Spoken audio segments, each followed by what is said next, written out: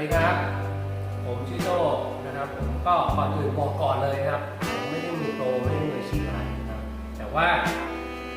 ที่กำลังจะทำคลิปนี้เนี่ยนะครับเพื่อที่จะแนะนำให้กับคนมือใหม่นะครับแบบเบสิกเลยอะครับปัญหาเนี่ยนะครับมันก็มีอยู่ว่าคือตอนที่ผมกำลังจะเริ่มตั้งตู้ทะเลเนี่ยนะครับตู้นี้เนี่ยคืออยากจะหาคนบอกคนสอนมากๆแต่มันหาไม่มีอะครับแต่ว่าบางทีถ้าเพื่อนพี่ๆน้องๆคนไหนเนี่ยพอจะมีเพื่อนหรือว่าเห็นเพื่อนญาติพี่น้องเขาตั้งตู้ทะเลตู้น้ำเค็มเนี่ยนะครับก็พอที่จะถามเขาหาความรู้เบื้องต้นได้นะครับแต่ว่าสำหรับตัวผมเองมันไม่มีใครเลยจริงๆมันเกิดจากการดูตาม YouTube นะครับหรือไม่ก็เดินตามสวนเดินตามพวกร้านขายปลาสวยงามปลาทะเลเนี่ยนะฮะแต่ปัญหาก็คือไม่รู้เลยครับว่าจะเริ่มจากไหนว่าตอนนั้นประสบการณ์เป็นศูนย์ความรู้เป็นศูนย์เลยเกี่ยวกับเรื่องของปลาทะเลอย่าพูดว่าปลาทะเลเลยคือปลากัดปลาหางนกยุงเลี้ยงอย่างตายอะครับอยากจะไปถามใครเขาก็พูดเป็นเสียงเดียวกันนะครับคนที่พูดตรงๆหน่อยก็ไปอ่านหนังสืออ่านตามเน็ตอ่านตามเว็บมาสักหน่อยนึงนะไปอ่านเองหรือไม่ก็เสียเงินมาเดี๋ยวฉันไปตั้งตู้ให้อะไรประมาณนี้นะครับแต่เราก็ไม่รู้อีกอะว่าไอการที่เราไปอ่านเองศึกษาเองเนี่ยผิดถูกชั่วดียังไงคือเราไม่รู้อะไรที่มันจำเป็นอะไรที่มันไม่จำเป็นเราก็ไม่รู้วันนี้เลยนะครับก็เลยเป็นที่มาของแรงบันดาลใจในการทำคลิปนี้นะครับ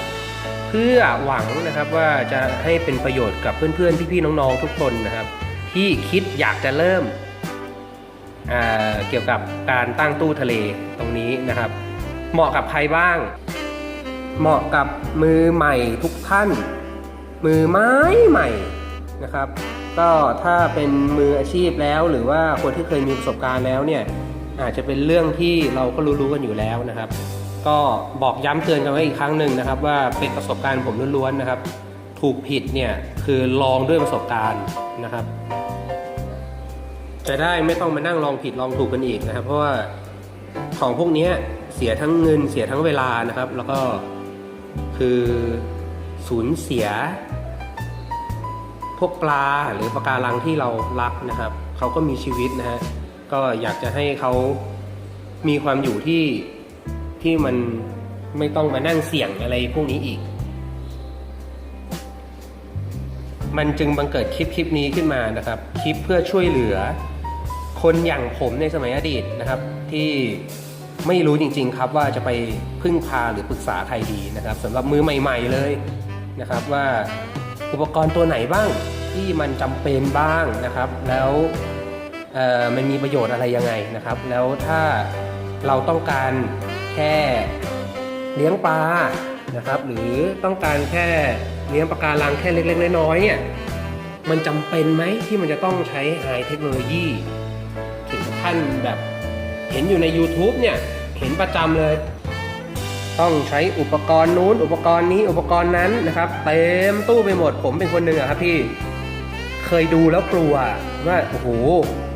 ถึงขนาดนี้นี่สงสัยฉันคงเอื้อมไม่ถึงแน่ๆนะครับก็ลองฟังบทความนี้ดูลองฟังคลิปชุดนี้ดูนะครับพอที่จะช่วยอะไรท่านได้บ้างนะครับผมหวังว่าอย่างนั้นนะก็เราลองมาชมคลิปต่อไปกันเลยนะครับ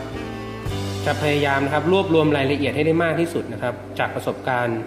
ของผมที่ผมได้ศึกษามานะครับลองผิดลองถูกล้มเหลวมาก็มีนะครับแต่ว่าก็ไม่เคยถึงขั้นตู้ล่มนะฮะก็ตั้งตู้มาแล้วประมาณ4 ปีนะครับแต่ไม่ใช่ตู้นี้นะครับไม่ใช่ตู้นี้เอาเป็นว่าเราก็ไปชมคลิปต่อไปกันนะครับผมต้องซอยคลิปย่อยๆเอาไว้เพราะว่าบางทีมันยาวเกินไปของพวกนี้ก็ซอยเป็นย่อยๆเป็นหลายๆคลิปนะครับเพื่อที่จะบางทีเพื่อนๆพี่ๆน้องๆคนไหนอยากจะดูเกี่ยวกับเรื่องอะไรมันก็เหมือนสารบัญนะครับก็คลิกไปดูเรื่องนั้นๆได้เลยนะครับ